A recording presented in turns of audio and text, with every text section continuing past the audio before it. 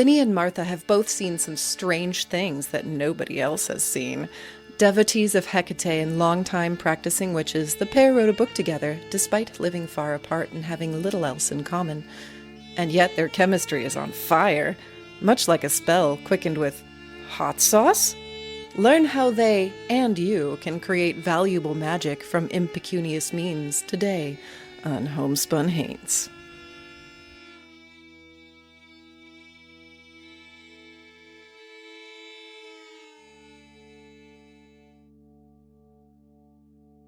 Hello, Hainted Loves. Welcome to Homespun Haints. I am Becky. I'm Diana.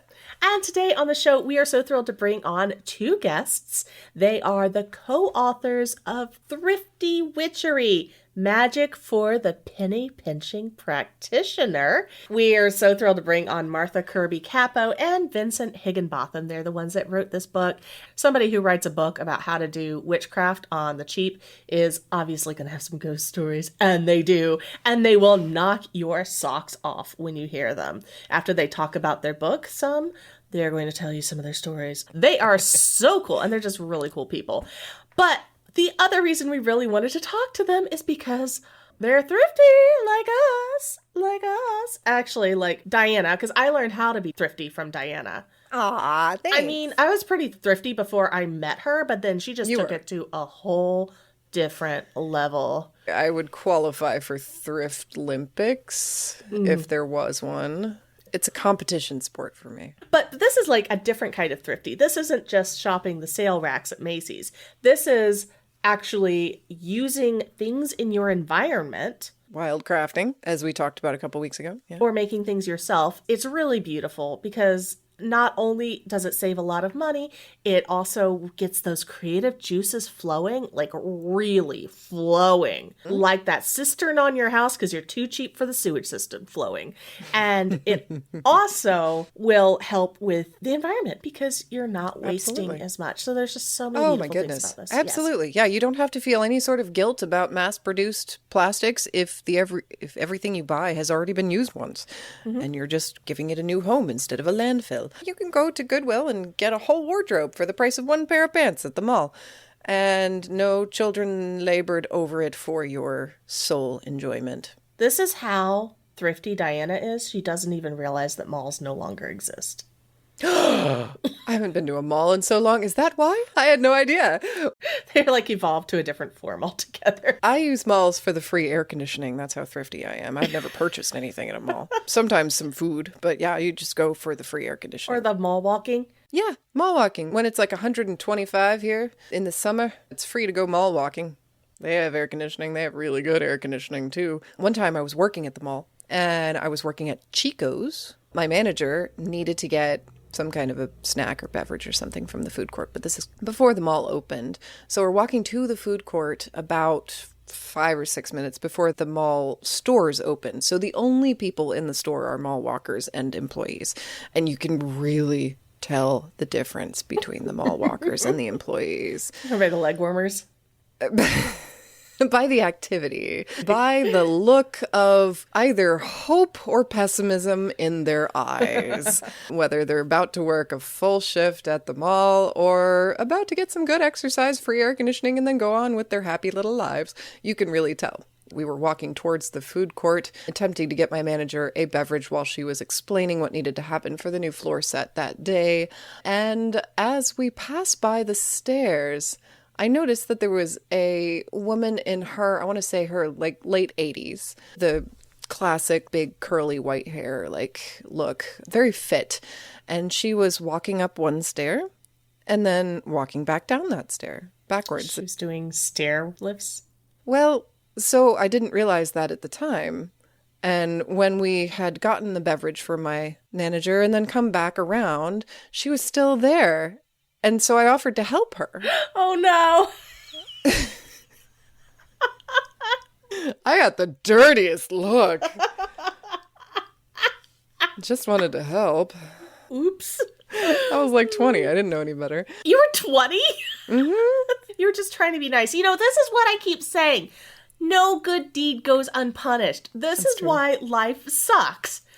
Like every time you try to do something nice for somebody, It always comes back and bites you in the ass. Right? And that same manager thought it was hilarious when she was talking about going down to Raceland, Louisiana, and I asked if that was where Elvis lived.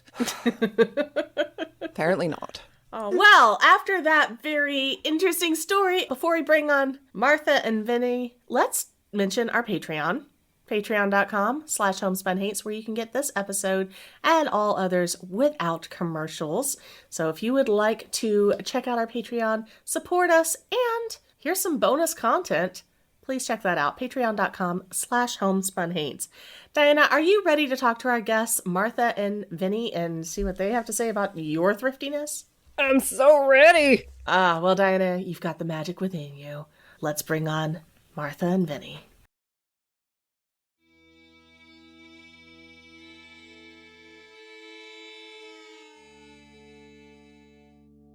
Today on the show, we are delighted to bring on two guests.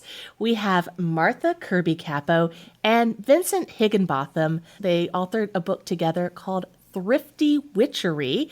And if you have listened to our show at all, you know that we are all about reusing and making use of the things around you and not giving in to capitalist urges, especially when it comes to anything that has to do with witchcraft or any kind of paranormal practice even. So thank you, Vinny and Martha, so much for being on the show today. We're delighted to meet you. It's always a lot of fun when we have two guests on. Oh, yeah. Well, and we love being on shows. Thank you so much for having us. Tell us a little bit about Thrifty Witchery. The full title is Thrifty Witchery, Magic for the Penny Pinching Practitioner. And I love the alliteration there. Let's hear a little bit about the book. When I wrote my first book, Martha was a big helping hand in it from the very beginning. I used to write for Martha on the Agora, on Patheos Pagan. And when I pitched my first book, I was like, Martha, I have no idea what the fuck I'm doing. She really helped me figure out how to get there. And then Martha wrote my foreword. After it came out, Martha said,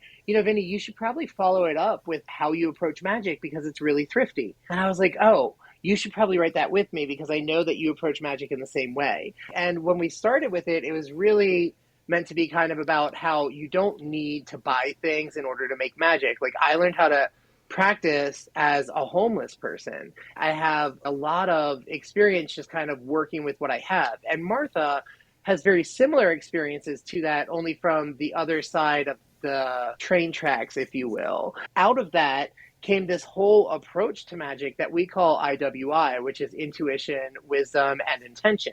And these are the three main things that you really need to practice any form of magic, right? You don't need a candle or a specific herb. You need what you feel that you need, whatever your intention has told you, whatever your wisdom has told you, and whatever your intuition is telling you that you need. That's what you need there. And then the 3 F's kind of fell into place with that also. And the 3 F's would be forging, finding, and fabricating. And that's living off of the land in a way. We call it the intangibles, and that's where it starts. The things that you can't actually touch, you just know that you have it. And then there's the tangibles, which are the 3 F's. And that's the things that you go out and you forge, find, or fabricate. And from that, there's this sort of, I think, approach to magic that isn't really exposed to a lot of people all the time, because everyone's like, oh, use this or make this candle magic and blah, blah, blah. When really we're like, I can spit on the ground and break apart a cigarette and make really formidable fucking magic happen. We do come from extraordinarily different backgrounds. We're different generations. I'm a boomer. So you couldn't script two people who are more different than we are. But we have the same mindset about how to make magic. And as we moved forward, we started kind of thinking, you know, if I think that's a truth, and here's my background, and you think that's a truth, and there's your background, maybe that's a common truth. Maybe that's a truth, like a big T truth. Vinny, you mentioned a minute ago that you were homeless for a bit. And is that kind of what brought you to that book, How Magic Saved My Life? Do you tell that story in that book? Yeah, I definitely discuss having been homeless a lot and how witchcraft saved my life. It's really kind of where I learned magic. Every time I was ever really at my worst, there was always a witch there who guided me through magical experiences, helped me kind of break through to the next level. It took a long time for me to actually say, okay, yeah, I am practicing magic. I am a witch. I didn't get there until witchcraft had already saved my life. And I was like, oh yeah, obviously I'm a witch too. Let me tell this story about how I got there. A big part of that story has to do with being homeless and different traumas that I experienced in life and whatnot.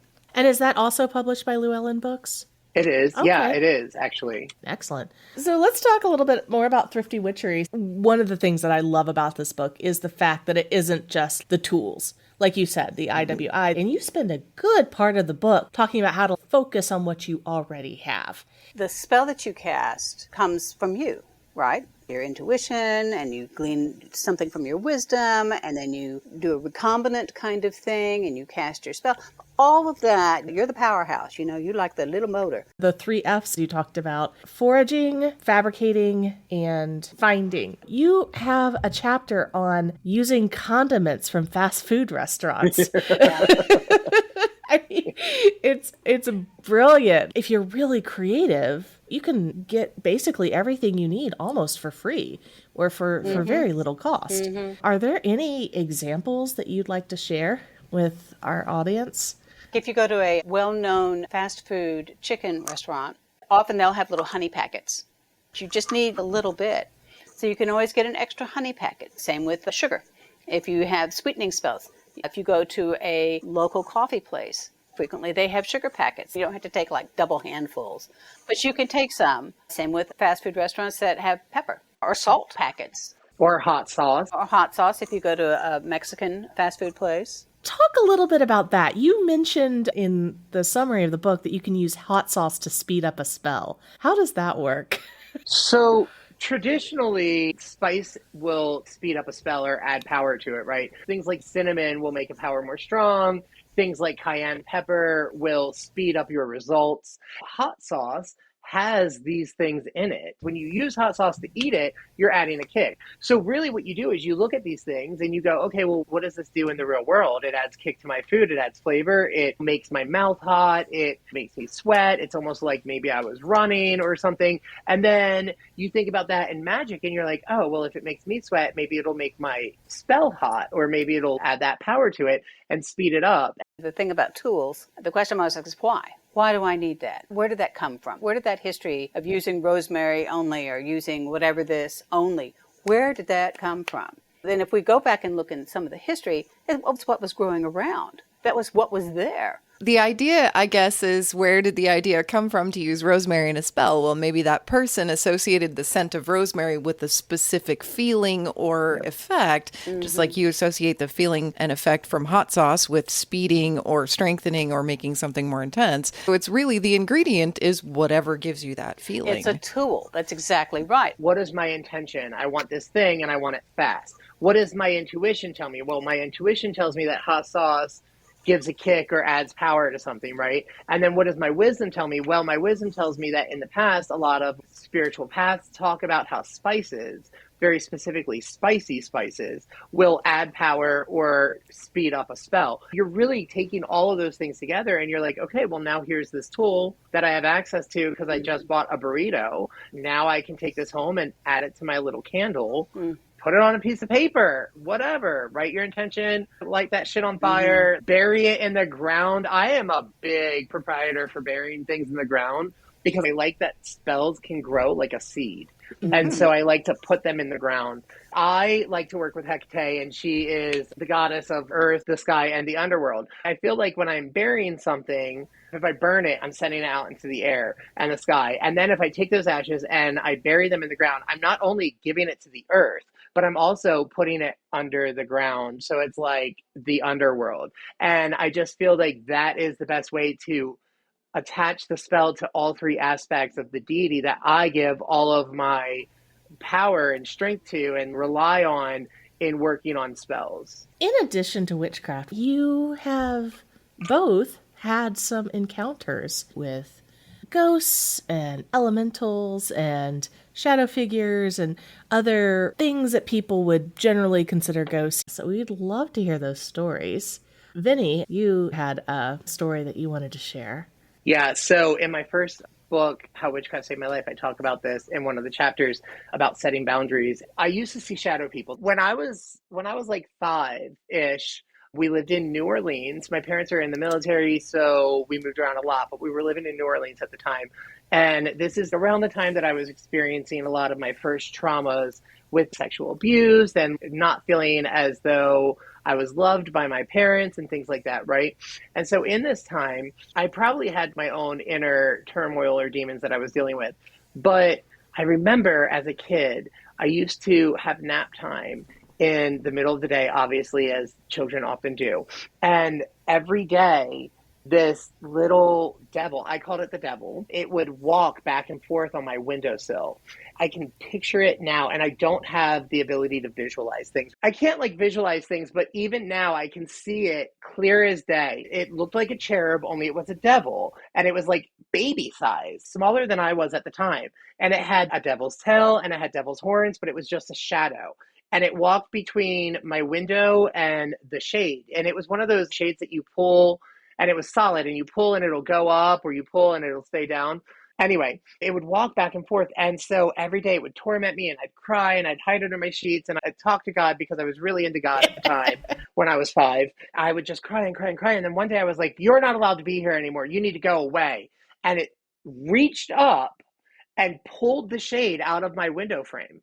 And my mom comes running upstairs and she's like, what the fuck is going on in here? What did you do? I'm like, I didn't do it. The devil did it. The devil did it. And she's like, you did this. Why are you a liar? Blah, blah, blah, right? Because I'm 5. So I must be lying, because why would the devil be pulling shades out of the window? She put toothpaste on my tongue for being a liar until I told the truth. And I had to sit there with toothpaste on my tongue. So finally I was like, fine, I did it. Because what else are you going to do? You want to get the toothpaste off your tongue. After that, I started seeing shadow people out of the corner of my eye, out of the side, around the door. I'd see a shadow thing and I'd look and it would be gone.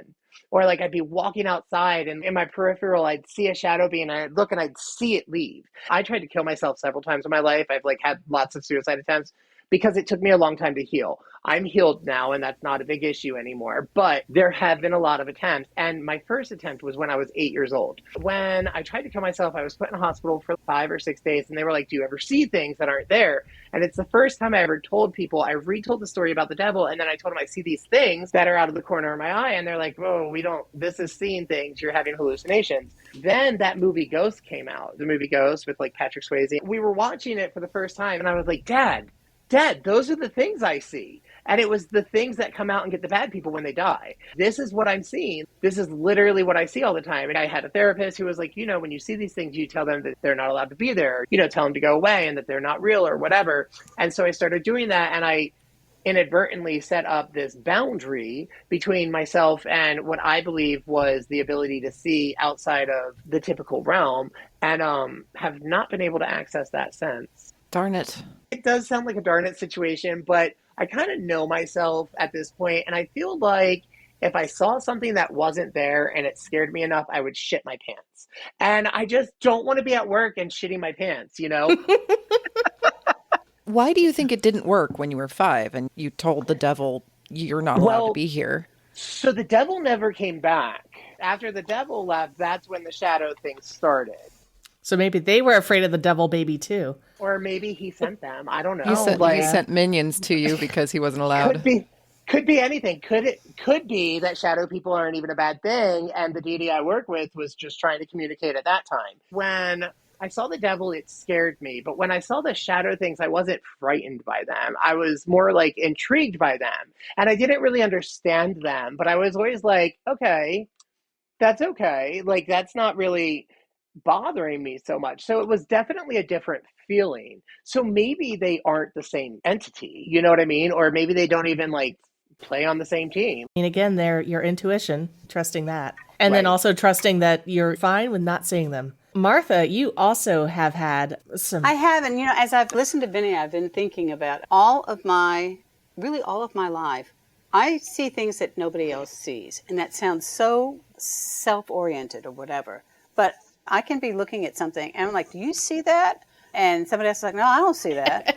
And then, of course, by the time I turn around and look again, it's either on the way out or it's gone. What sort of things do you see? It's usually something natural, something in nature. I also work with Hecate, and dogs are a big deal. A lot of times I'll see a black dog, and nobody else sees that dog. Birds are a thing with me. Birds are usually like an augury, usually like a sign that something is happening or something has shifted or something. I'll see patterns in birds, or I will see birds and nobody else sees the birds. They're flying in the sky. It's not like they're hiding in a tree and nobody else really sees them. You get used to it after a while. And so you don't think of it as, oh, that's odd. You're just like, oh, okay. They don't see that either. Okay, great. Super. You mentioned they could be some kind of sign. Do you see them as maybe some kind of prophecy? Have you been able to interpret what they mean when you see them? Prophecies, that's a tough gig. Usually, it can be one of two things. One is an affirmation. I've come to a decision or I've come to a decision-making point, and I'm kind of groping my way, and that will appear as an affirmation. The other is more of an alert, like be aware. Not hypervigilant, but be aware because something's happening.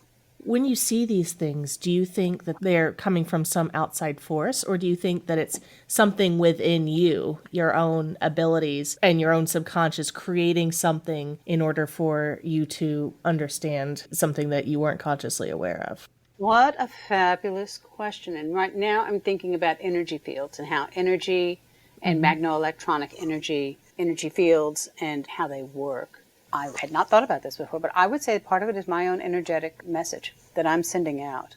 It's never going to be like a purple dinosaur comes tromping across the field or something like that. But it's going to be something that is not all that unexpected in whatever environment that I'm in, but it's quirky. It's a little off. I did see a tree spirit once, which was just, and I wasn't trying to look for a tree spirit. I happened to glance over. I was on a college campus someplace back in Texas. I just happened to glance over at this tree, and I swear to you to this day there was a face. I don't know if it was male or female. I do not know. And I caught them in mid-movement. And then I was like, okay, what? Whoa. And then they were a tree again. And they were always a tree. It was always a tree. But it was like under the bark, like maybe the bark was like a scrim, like you see on a stage where you can see the movement, but it's shadowed and blurred. That was something was looking at me. And if I had not just happened to glance over that direction, I would have never seen it. Because when I came back around the other way, I was looking at the tree. You know, I was like, okay, I'm ready now. Right. And the tree's like, I'm a tree. But you actually saw it moving. I'm not saying like waving like it was doing the hoochie coo or something, but I saw the face. It had a bend in it. The tree had a curve. The curve rotated. Like it rotated. It didn't bend to the left, right, forward, or back. It twisted a little bit. It just, and not a lot, just a twirl. Not all of a twist, just a twirl. And I saw a face. And I was like, okay, cool. I always feel like college campuses are kind of charged places just because there's so much energy going on, so many transitions taking place. It's a very liminal time in our lives. It just makes complete sense that there would be something in that space. The only other odd thing, I was in an altered state of conscious brought on by lack of sleep. Drugs and all that other stuff get you there quicker and in a more fun way. But if you're not sleeping well, that can get you there. And I thought this was a dream. I used to be floating against the ceiling, but not right up against the ceiling, like a little bit back so that I could just move my fingers and I could go through the entire house. It was always at night and just kind of ghost through the top of the house. It scared me so much the first time that happened that I was like, I don't like this. I'm not going to do it. And when I woke up, I was bouncing on the bed. Oh, so it was your physical body. It wasn't like astral projection. I don't know if it was astral or not. It felt real when it was happening. Yeah, it's like you're actually levitating. When I made a conscious decision that I'm getting back in that bed, I was bouncing. I was bouncing onto the bed. And I was like, okay, cool. Now I can float on the ceiling. That's fantastic. I've had dreams like that of being up next to the ceiling and being able to just kind of push myself along like a balloon. Yeah.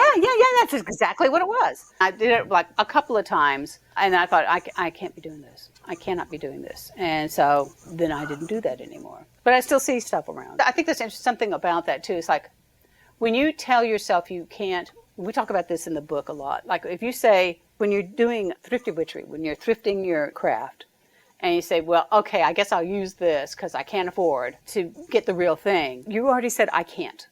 I can't. And if you were to look at what you are sourcing from your junk drawer or from the back of the closet that you haven't been in for too long, if you were looking at that and saying, this is steeped in my energy or steeped in the energy of my loved ones because they've slept on those sheets and I've done things on those sheets, that's got energy to it. And if you thought these are tools that are already cued to what my signature is, you would have a completely different mindset when using them as tools in your magic, rather than saying, well, it's second best, so I guess I'm going to do second-rate magic, but this is all I've got here. If you changed that around and realized just how powerful you are all the time, even when you don't feel powerful, you still have power. And then used those things that are imbued with your power, your essence, use those to really bolster your magic. I just think there's a big reservoir there that is untapped. When I've had these experiences, it reinforces to me that this frickin' place is magic. This world is magic. And I'm of this world. I'm magic. What those experiences have told me is that there is a brave new world that has such creatures in it. There's just so much out there that I don't comprehend, but I'm willing to listen and I'm willing to give it a shot, give it a chance. I would echo that to an extent. I think that the experiences that I had when I was younger were definitely an indicator. They were indicative of the fact that there is a potential connection available. I'm not the only person who ever saw shadow people, and probably I'm not to like take away from the experience, but probably Martha isn't the only person who's ever seen a tree spirit or like I agree. the Absolutely. birds and whatnot, right? And so I think that there are people who experience these things and then never think another thing about it. They never go into witchcraft or magic or esoteric experiences or understandings or practices in any way. And then there are those of us who do dive into that, and we recognize that the experiences that we had, while not 100% unique, are valid and real and magic. It might be that thing that kind of informs us that, hey, magic is a real thing.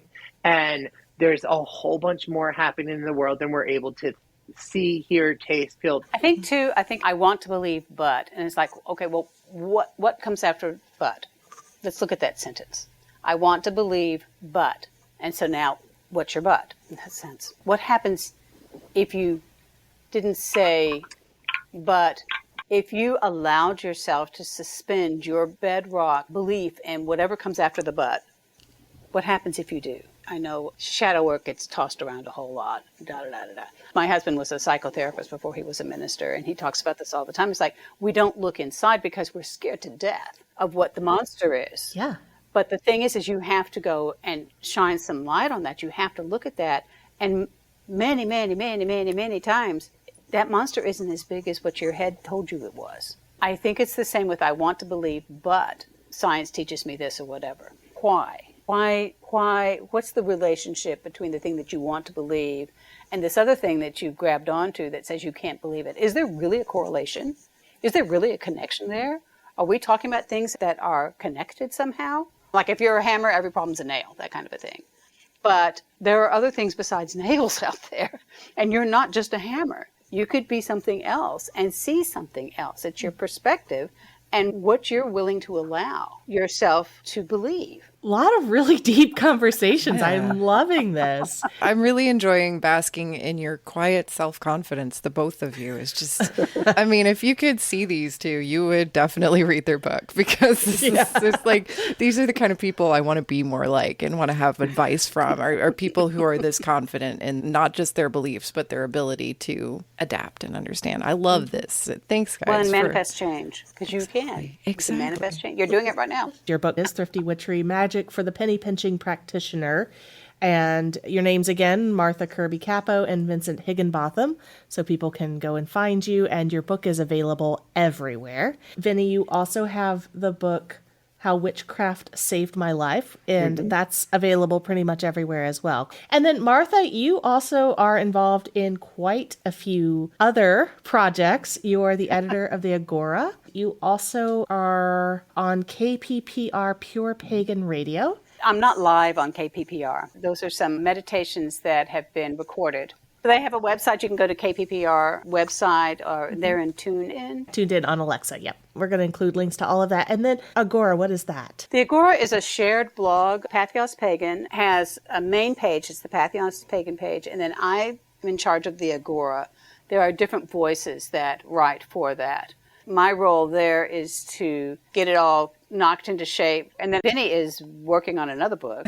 Exciting. All right. So not only do people need to look for your books, but they need to follow you as well. I'm sure you have author pages on Amazon they can follow. And yeah, and then we have pages on Llewellyn, and then Vinny is way more tracked into social media than I am. I'm really just on Instagram and Facebook. The best way to keep up with me is TikTok and Instagram, but I also have a website, so anytime I'm putting out a new book, it's going to be listed on the website. And tell us what that website is. It's called VinnyWrites.com. That's VINI, and then writes like you're writing a word. .com. If you go to my website, you can find my Twitter and my Instagram, and then those will link you to everywhere that I'm at anyway. We'll include them on our show notes to this episode so other people can find you easily. And Martha, where are you on Instagram and Facebook? I am the Corner Crone. You can find me on Instagram and Facebook. It's the Corner Crone on Facebook. Diana and I are actually taking a social media hiatus. Nothing except Amber's AI art. she's posting these weird AI things that she makes in the middle of the night. Hey, she loves doing it, and I am fine with it. I'm just like, go make your art. You don't know how much I tell her not to put. No, none of her followers want a topless photo of Elvira. Just move on. Try a cat. A nice cat. I'm sure they'd love to see it, but we'd get our account shut down. But yeah, we are currently taking a brief hiatus from social media, though you can look at Amber's AI art all over Instagram. She's doing a fabulous job with that. We are doing a lot on YouTube, so please check us out on homespunhaints.com, where we will have links to Martha and Vinny's books, including the one they talked about today, Thrifty Witchery, as well as all of their websites and social handles, everything you need so that you can connect with them and follow them and stay in touch with upcoming books that they have. And that is at homespunhaints.com. And again, YouTube, check us out on our YouTube at youtube.com/homespunhaints. Vinny and Martha, this has been so lovely to get to meet you and to talk to you. You are just as wonderful in person as you come across in your book. This has been just a great conversation. You both are so full of light and so smart. And as Diana said, so confident. You just radiate it, and it is so refreshing to talk to. Thank you. Thank you for having us, too. We were really excited to be here. Thank you so much. You're very welcome. Listeners, check out Thrifty Witchery, grab some hot sauce, and prepare to have a magically spooky day.